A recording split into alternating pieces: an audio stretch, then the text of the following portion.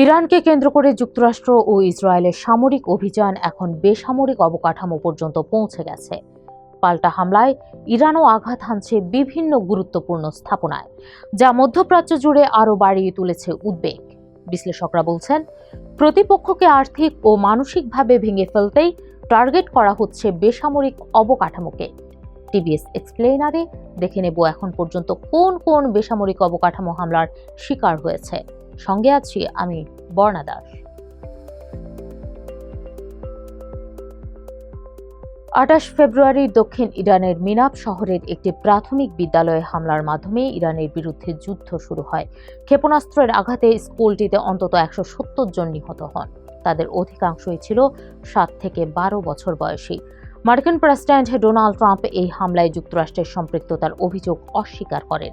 জবাবে 1 মার্চ ইসরায়েলের বেথ শেমেশ শহরে হামলা চালায় ইরান। প্রাণ হারান অন্তত 9 জন। 28 March Iran university of science and technology Israeli মার্কিন হামলার শিকার হয়। এর একদিন পর মধ্যাঞ্চলীয় শহর ইস্পাহানের একটি বিশ্ববিদ্যালয় জানায়, যুদ্ধ শুরু হওয়ার পর এ নিয়ে দ্বিতীয়বারের মতো তারা বিমান হামলার শিকার হয়েছে। জবাবে মধ্যপ্রাচ্য জুড়ে যুক্তরাষ্ট্র ও ইসরায়েল সংশ্লিষ্ট বিশ্ববিদ্যালয়গুলোতে হামলা চালানোর ঘোষণা দেয় ইরান। 8 মার্চ যুদ্ধ শুরুর পর প্রথমবারের মতো ইরানের তেল স্থাপনাগুলোতে হামলা চালায় ইসরায়েল।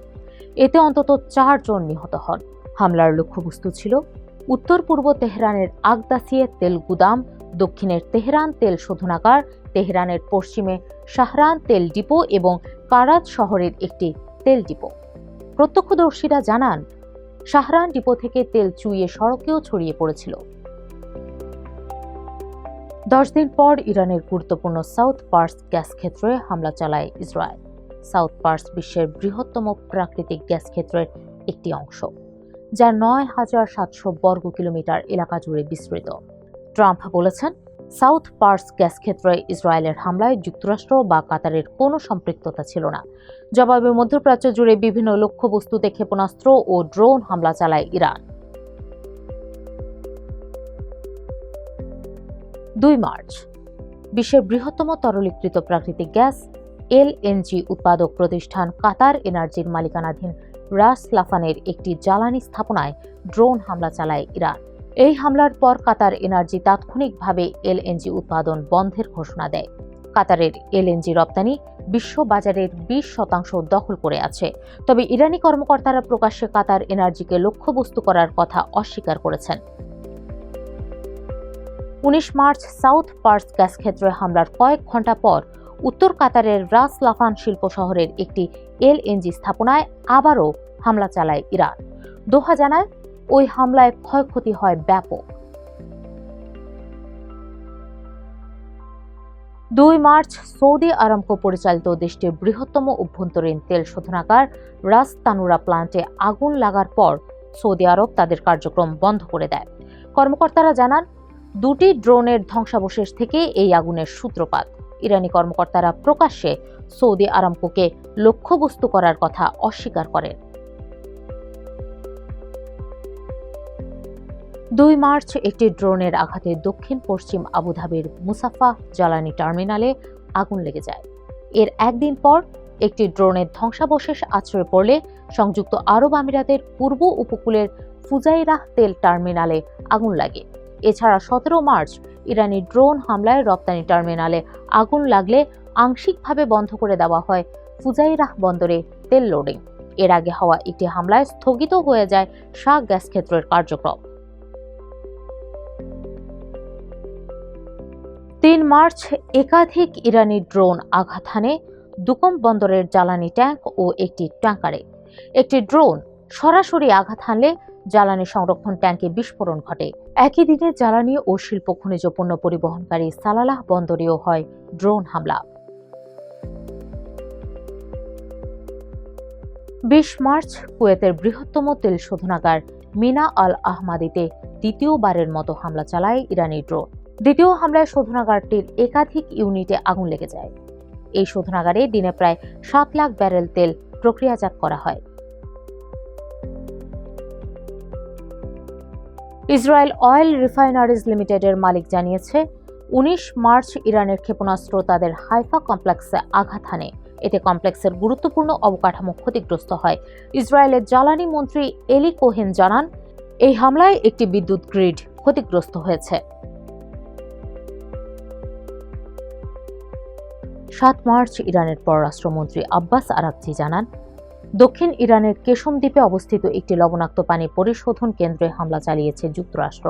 এতে অন্তত 30টি গ্রামে পানি সরবরাহ বিঘ্নিত হয়েছে। এরপর থেকে উপসাগরীয় অঞ্চলের বিভিন্ন স্থানে লবণাক্ত পানি পরিশোধন কেন্দ্রগুলোকে লক্ষ্যবস্তু করেছে ইরান। 8 মার্চ বাহরাইন সরকার জানায়, ইরানি ড্রোন হামলায় একটি পানি বিশুদ্ধকরণ কেন্দ্রে ক্ষতি হয়েছে। 30 মার্চ কুয়েত সরকার জানায়, একটি পানি বিশুদ্ধকরণ কেন্দ্রে ইরানের হামলায় এক ভারতীয় কর্মী নিহত হয়েছেন। ক্ষতিগ্রস্ত হয়েছে একটি ভবন। কুয়েতের প্রায় 90% পানীয় জল এসব বিশুদ্ধকরণ কেন্দ্রগুলো থেকে আসে। ইরানের পারমাণবিক শক্তি সংস্থা জানিয়েছে, 27 মার্চ মার্কিন ও ইসরায়েলি হামলায় বুশেহর পারমাণবিক বিদ্যুৎ কেন্দ্র ক্ষতিগ্রস্ত হয়েছে। সংস্থাটি আরও জানায়, যুদ্ধ শুরুর পর থেকে এই স্থাপনার উপর এটি ছিল তৃতীয় হামলা। এই কেন্দ্রটি ইরানের একমাত্র সক্রিয় পারমাণবিক বিদ্যুৎ কেন্দ্র, যেটি দেশটির বেসামরিক জ্বালানি কর্মসূচিতে গুরুত্বপূর্ণ ভূমিকা পালন করে। ইসরায়েলি গণমাধ্যমের প্রতিবেদন অনুসারে 19 মার্চ প্রতিহত করা ক্ষেপণাস্ত্রের ধ্বংসাবশেষ উত্তরাঞ্চলীয় শহর হাইফার একটি বিদ্যুৎ উৎপাদন কেন্দ্রের উপর পড়ে। এতে বেশ কয়েকটি এলাকায় বিদ্যুৎ বিভ্রাট ঘটে। ইরানি গণমাধ্যম জানিয়েছে, সাউথ পার্স গ্যাস ক্ষেত্রে হামলার প্রতিশোধ হিসেবে এই বিদ্যুৎ কেন্দ্রটিতে হামলা চালিয়েছে তেহরান। 27 মার্চ ইসরায়েলি বিমান বাহিনী জানায়, IRGC এর সঙ্গে জড়িত 2টি ইরান ইস্পাত কারখানায় হামলা চালিয়েছে তারা। তবে কারখানাগুলোর সঙ্গে IRGCর সংযোগের কোনো প্রমাণ তারা দেয়নি। 29 মার্চ IRGC জানায়, বাহরাইন এবং সংযুক্ত আরব আমিরাতের অ্যালুমিনিয়াম কারখানাগুলোতে ক্ষেপণাস্ত্র ও ড্রোন হামলা চালিয়েছে তারা। অ্যালুমিনিয়াম বাহরাইন এক বিবৃতিতে জানায়, হামলায় কারখানার 2 জন কর্মী আহত হয়েছেন। অন্যদিকে সংযুক্ত আরব আমিরাতের এমিরেটস গ্লোবাল অ্যালুমিনিয়াম জানায়, আবুধাবিতে তাদের একটি কারখানা মারাত্মকভাবে ক্ষতিগ্রস্ত হয়েছে। আহত হয়েছেন 6 জন। 11 মার্চ ইরানের রাষ্ট্রীয় সম্প্রচার মাধ্যম জানায়, গতরাতে তেহরানের রাষ্ট্রীয় মালিকানাধীন ব্যাংক সেপাহ এর একটি শাখায় হামলা চালিয়েছে ইসরায়েল।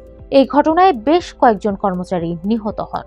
এরপর থেকে এই অঞ্চলে মার্কিন ও ইসরায়েলি সংস্থাগুলোর সঙ্গে জড়িত অর্থনৈতিক কেন্দ্র ও ব্যাংকগুলোতে হামলা চালানোর হুমকি দিয়েছে IRGC।